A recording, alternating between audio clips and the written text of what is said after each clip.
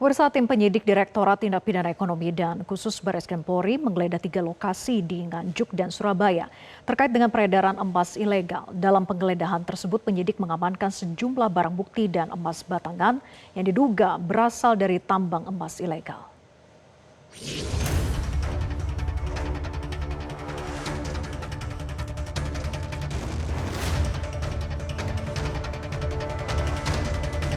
Direktorat Tindak Pidana Ekonomi Khusus Barreskrim Polri melakukan penggeledahan di 3 lokasi di Jawa Timur terkait dugaan TPPU peredaran emas yang berasal dari tambang emas ilegal. Sejumlah dokumen dan emas batangan diamankan petugas untuk kepentingan penyidikan lebih lanjut. Perkara ini berawal dari laporan hasil analisis PPATK terkait transaksi keuangan mencurigakan dalam tata niaga emas di dalam negeri hingga keluar negeri.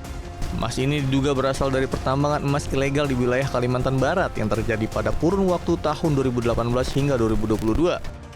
Dari hasil penggeledahan yang dilakukan oleh tim penyidik Direktorat Barreskrim Polri, ditemukan beberapa barang bukti yang terkait dengan dugaan tindak pidana yang terjadi, yaitu dugaan tindak pidana pencucian uang dari tindak pidana asal terkait dengan secara bersama-sama menampung, mengolah, memurnikan, mengangkut dan menjual emas yang berasal dari pertambangan ilegal atau pertambangan tanpa izin.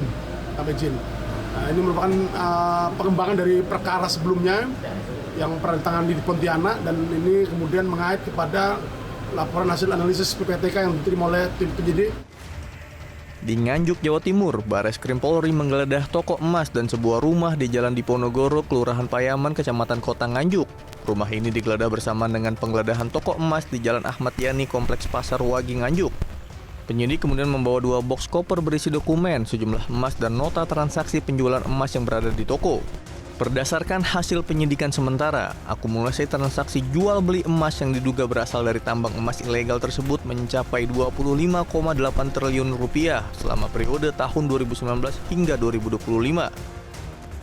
Barang bukti yang terkait dengan dugaan tidak pidana terjadi, kita lakukan penyitaan dari kegiatan penggeledahan yang dilakukan mulai pagi hingga malam hari ini, baik berupa surat, dokumen, kemudian bukti elektronik, uang, dan juga barang bukti lainnya yang terkait dengan dugaan tidak pidana terjadi, termasuk emas ada di dalamnya.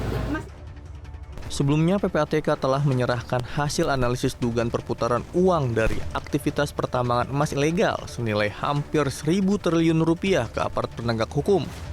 Kepala PPATK Ivan Yustiavandana membenarkan adanya temuan soal perputaran dana yang diduga berasal dari aktivitas pertambangan emas ilegal tanpa izin atau peti sepanjang tahun 2023 hingga 2025.